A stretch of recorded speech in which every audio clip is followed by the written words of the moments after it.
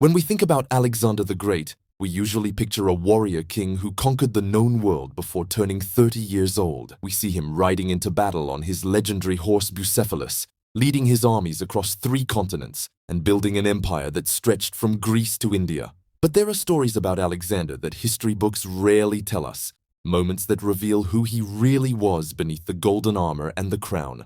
Alexander was born in 356 BC in the ancient kingdom of Macedon, and from the very beginning his life was shaped by ambition and destiny. His father, King Philip II, was a military genius who transformed Macedon into a major power, and his mother Olympias claimed descent from Achilles himself, the greatest hero of Greek mythology. Growing up in the royal court, young Alexander learned that he was meant for greatness, that ordinary life would never be enough for someone with his bloodline and his potential. What many people forget is that Alexander had one of the greatest minds in history as his personal teacher. When Alexander was 13 years old, his father hired the philosopher Aristotle to educate the young prince, and for 3 years they studied together in a peaceful place called the Temple of the Nymphs. Aristotle taught him philosophy, medicine, science, and literature, opening Alexander's mind to ideas that would shape his vision for the world. This education made Alexander different from other conquerors because he saw himself as spreading Greek culture and knowledge, not just taking land and treasure. The relationship between Alexander and his father Philip was complicated in ways that affected everything Alexander would later become. Philip was often away at war, and when he was home, he took multiple wives, which created tension and jealousy in the royal household. Olympias, Alexander's mother, was fierce and protective, always reminding her son that he was special, that he was destined to surpass even his powerful father.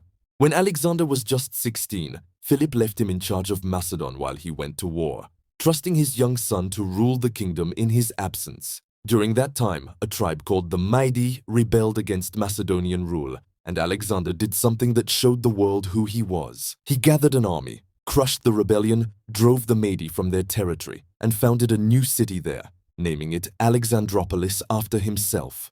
He was 16 years old, and he had already won his first military victory and founded his first city. This was the beginning of a pattern that would define his entire life. But the real turning point came when Alexander was 20 years old, and his father was assassinated during a wedding celebration. The killer was one of Philip's own bodyguards, and to this day, historians debate whether Olympias or even Alexander himself had anything to do with the murder.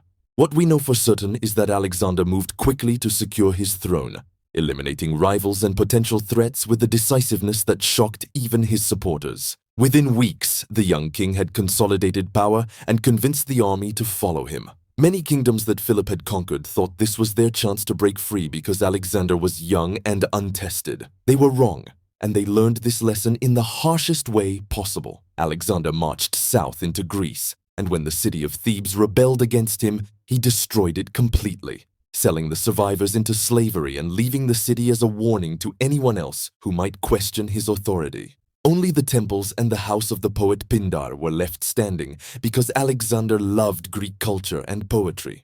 Then Alexander did something that seemed impossible, and this is where his story becomes almost unbelievable. He decided to fulfill his father's dream of conquering Persia, the superpower of the ancient world, an empire so vast and wealthy that it made Macedon look like a small village in comparison. His advisors told him this was madness, that the Persian Empire had resources and armies that could crush them.